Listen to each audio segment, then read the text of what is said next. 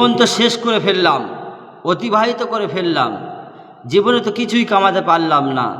আবাদান জিন্দগির জন্য আহালুহু ওয়া মালুহু ওয়া আমালুহু।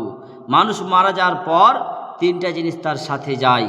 আহালুহু পরিবার, ভাই ভাতিজা, জনগণ, আত্মীয় স্বজন, দেশবাসী তার সাথে যায়। ও মালুহু মাল, দা কোদাল, কুরুল, বাতি, বদনা, কাটারি এগুলো যায়। ও আমালুহু তার কর্মটা তার সাথে যায়। দুটো ফিরে চলে আসে।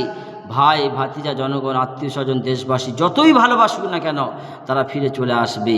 অমালুহু দা কোদাল, কুরুল, বলদি, বদনা, একটা কাটারি কত দাম? 200 টাকা, 100 টাকা, কেউ ফেলে রাখবে না, সেটাও নিয়ে চলে আসবে। আমালুহু কর্ম আপনার সাথে যাবে।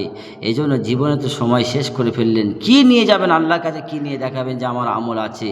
এজন্য আমি নিয়ত করেছি প্রতিটা মাসে, অন্তত মাসে একটা দিন কারেন্ট আনতে যাব।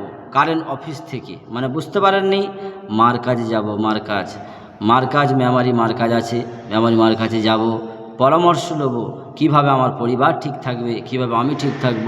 আমি হাফেজ সাহেব, আমারটা বেশি দরকার। আমি শাইখুল হাদিস, আমারটা আরও বেশি দরকার।